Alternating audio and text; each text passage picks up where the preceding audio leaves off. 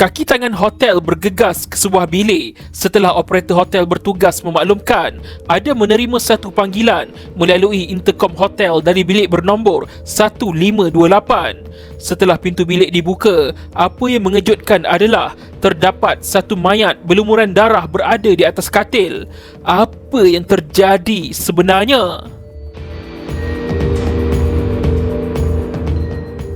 Kira-kira jam 11.45 pagi, seorang lelaki menghubungi operator hotel dan dia meminta supaya pihak polis dihantar ke suitnya kerana terdapat masalah.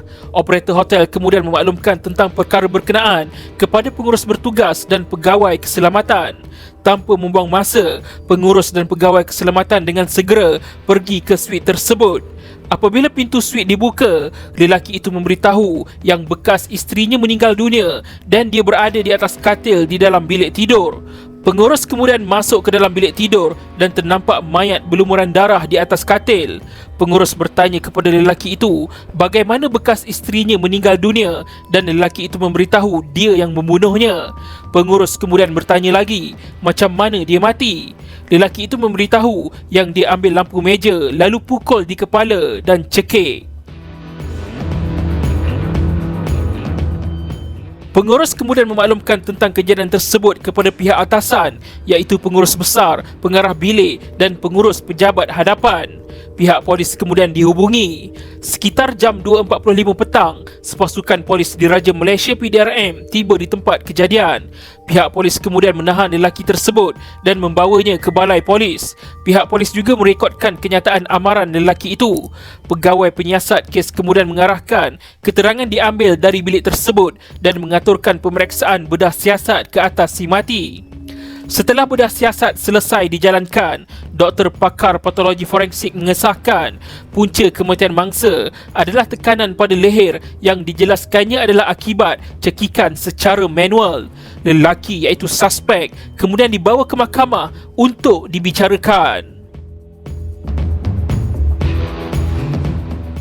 Suspek yang bernama Mickelson Gerald Wayne, 61 tahun, dituduh membunuh bekas isterinya yang bernama Gilda Mickelson, 61 tahun, di bilik nombor 1528 St. Giles, The Garden Grand Hotel and Residences, Mid Valley City, Kuala Lumpur antara jam 5 pagi hingga 11.45 pagi pada 26 November 2016.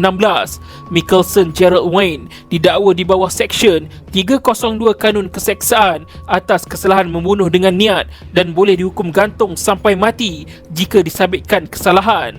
Untuk makluman, tertuduh dan mangsa merupakan warga negara Amerika Syarikat dan tinggal di Malaysia.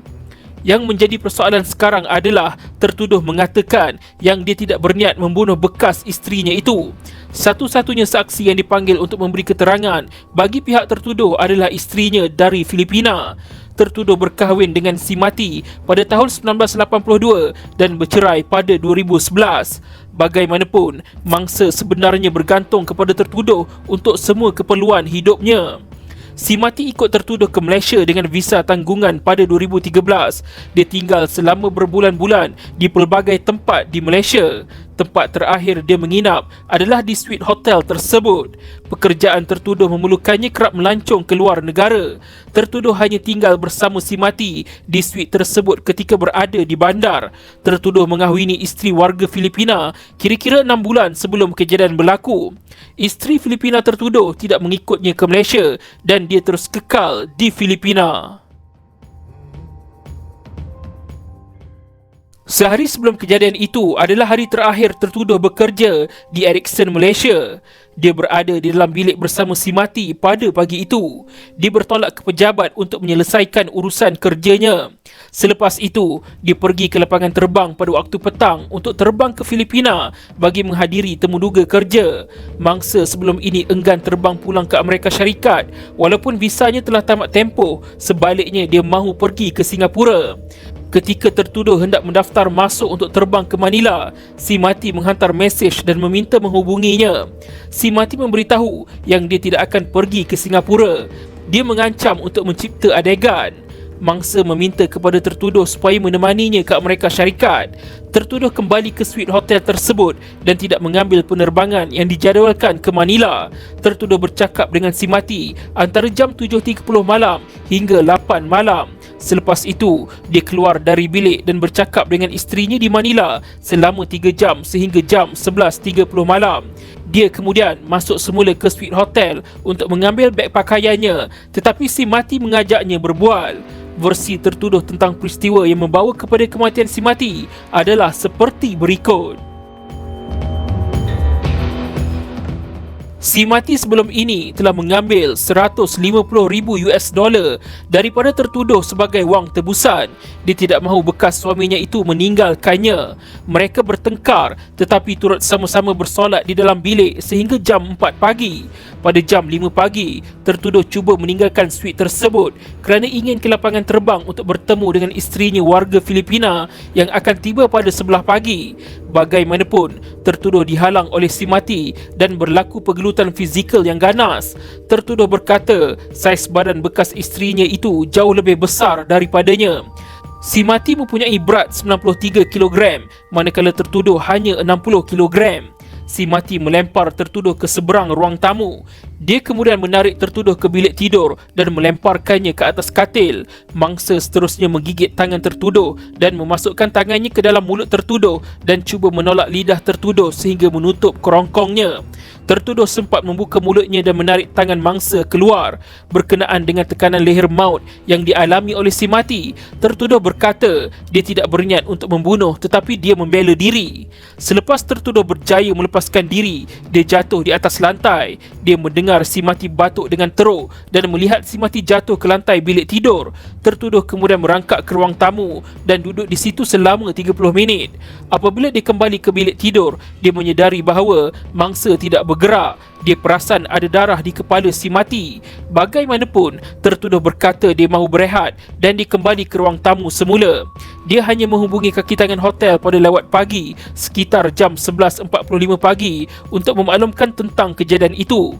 Kes kemudian dibicara di Mahkamah Tinggi Kuala Lumpur bagi menentukan adakah benar tertuduh bersalah membunuh di bawah Seksyen 302 Kanun Keseksaan. Apakah keputusan Mahkamah Tinggi? Pada awalnya ketika di suite hotel itu, tertuduh sendiri mengaku yang dia membunuh mangsa. Kenyataan tertuduh kepada pengurus hotel di tempat kejadian yang mengatakan dia membunuh bekas isterinya sebagai pengakuan di bawah Seksyen 17 Akta Keterangan 1950. Hakim mahkamah memutuskan bahawa pengakuan itu tidak dihalang oleh Seksyen 24 Akta Keterangan 1950 kerana pengurus hotel bukan orang yang berkuasa. Hakim perbicaraan dengan itu mendapati tertuduh telah menyebabkan kematian si mati. Walaupun tertuduh mengatakan bahawa si mati menangkapnya dan membalingnya ke atas katil dan menyerangnya dengan memegang lehernya dari belakang dan menolak tangan ke dalam mulutnya sehingga lidahnya terdorong ke belakang. Pegawai polis yang melihatnya pada hari itu tidak menyedari sebarang kecederaan pada tertuduh. Hakim perbicaraan juga menyatakan bahawa ia adalah keterangan tertuduh bahawa dia berada di atas si mati apabila didakwa cuba melepaskan diri daripada genggaman bekas isterinya. Bukti perubatan mendapati si mati meninggal dunia akibat dicekik secara manual. Ia bukan disebabkan kecederaan kepala atau sebab lain. Dalam keadaan itu, hakim perbicaraan tidak percaya tertuduh bertindak membela diri dalam menyebabkan kematian si mati. Tindakan tertuduh itu sebenarnya melebihi had seseorang untuk mempertahankan diri. Hak pembelaan persendirian tidak sekali-kali menjangkau sehingga menimbulkan lebih banyak kemudaratan daripada yang perlu dikenakan untuk tujuan pembelaan.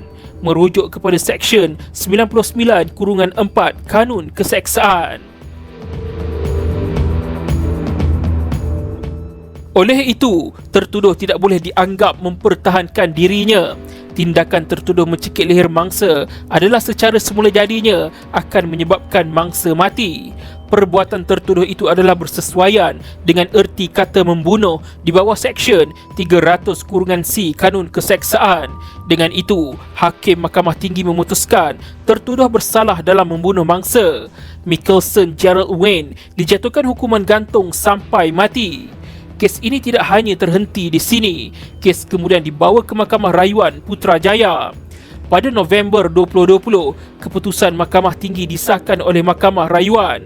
Panel 3 hakim memutuskan Mickelson Gerald Wayne kekal bersalah dan hukuman gantung sampai mati terhadapnya dikekalkan.